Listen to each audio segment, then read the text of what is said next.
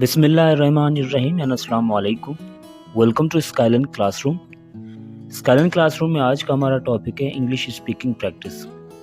देखें, इंग्लिश हमें जितने भी हमने टेंसेस पढ़े हैं, ग्रामर के हिसाब से पार्ट्स ऑफ स्पीच पढ़े हैं, मॉडल वर्ब्स पढ़े हैं, आपने भी पढ़े होंगे, पर हमें पता कैसे चलेगा कि कितनी जो है हमें इंग्लिश जो है समझ में आती है, ग्रामर समझ में आती है, कितनी हम मिस्टेक्स करते हैं और कितनी करेक्शन करते हैं।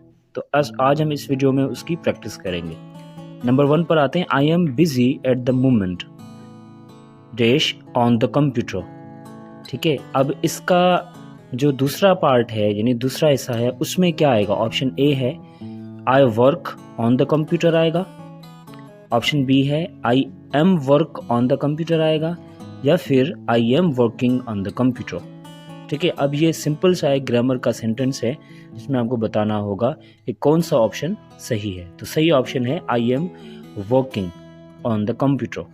ठीक है, क्योंकि प्रेजेंट सेंटेंस का है, प्रेजेंट का सिंपल टेंस है, तो यहाँ पर I am working on the computer आएगा।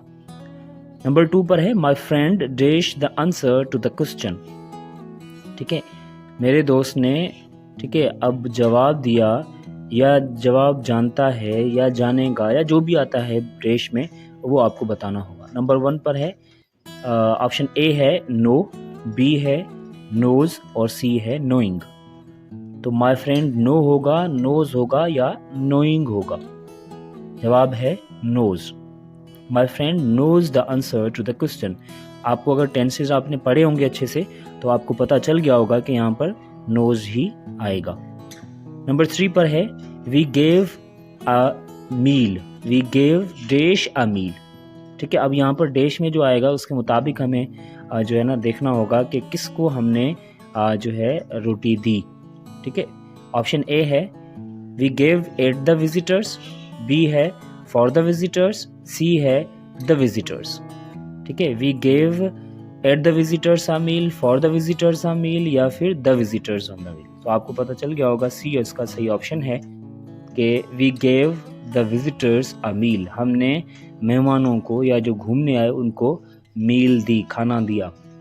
I think I will buy these shoes.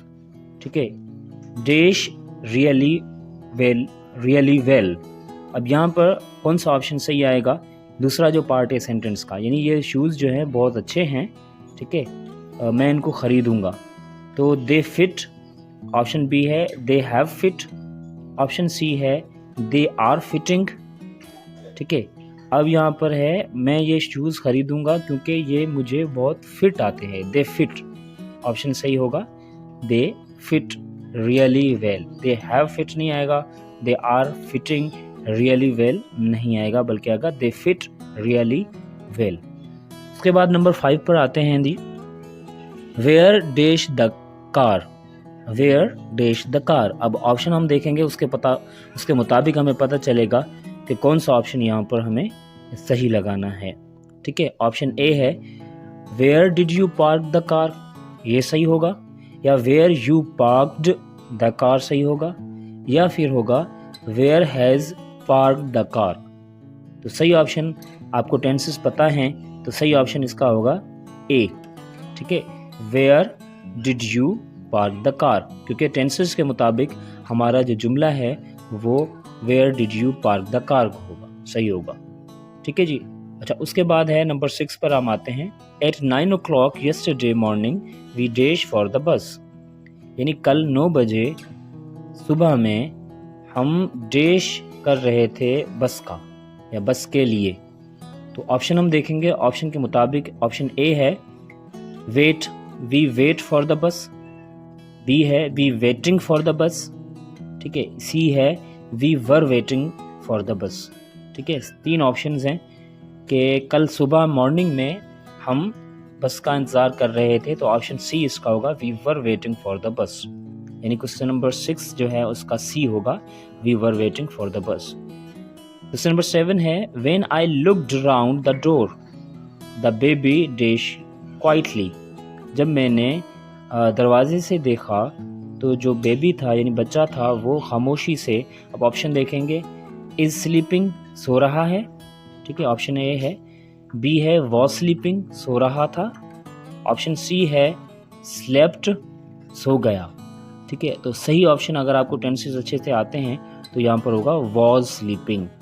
ठीक है, ऑप्शन बी सही होगा, वॉज स्लीपिंग। अच्छा, उसके बाद हम आगे चलेंगे क्वेश्चन नंबर 8 पर।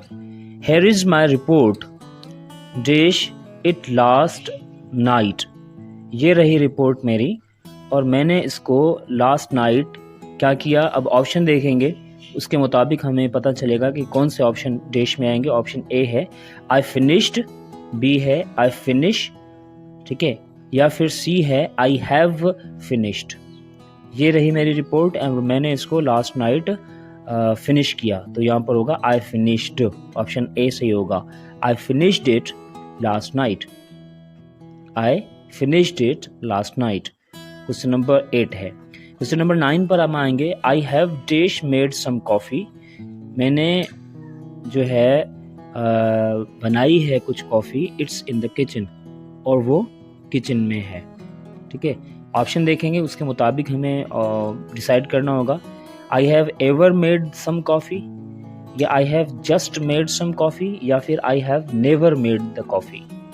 ठीक है, तो यहाँ पर ऑप्शन जो है आपका कौन सा सही होगा, b, I have just made some coffee, यानी मैंने अभी अभी, जस्ट का मतलब है यहाँ पर अभी, नाउ, कॉफ़ी बनाई है और वो किचन में मौजूद है। क्वेश्चन नंबर 10 पर हम आते हैं। We dash to Ireland for our holidays last year. ठीक है, हम आयरलैंड गए छुट्टियों में पिछले साल। ठीक है, छुट्टियों में पिछले साल। अब यहाँ पर ऑप्शन क्या होगा, वी हैव गॉन। ठीक है, ऑप्शन ए है, बी है going, we going to Ireland, या फिर वी वेंट टू आयरलैंड। तो इन तीनों में से ऑप्शन जो है आपका कौन सा सही होगा, ऑप्शन सी सही होगा। We went to Ireland for our holidays last year, यानी पिछली छुट्टियों में हम जो है, या पिछले साल की जो छुट्टियां थी उसमें जो है हम आयरलैंड गए थे। सही है जी। अब इन तमाम जो है 10 जो है सेंटेंसेस के अंदर आपने देखा कि आपको सेंटेंस के मुताबिक जो है उसमें वर्ब लगाना था या दूसरे पार्ट्स ऑफ स्पीच लगाने थे। ठीक है, इससे हमें पता चलता है कि कितनी जो है इंग्लिश हमें समझ में आती है और कितनी हम मिस्टेक्स करते हैं और कितनी हम करेक्शन कर सकते हैं अंदाज़ा करके, क्योंकि हमें tenses, modal verb, parts of speech, ये सारी चीज़ें ऑलरेडी आती होंगी तो ही हम उनको प्रैक्टिस कर सकेंगे। ठीक है जी।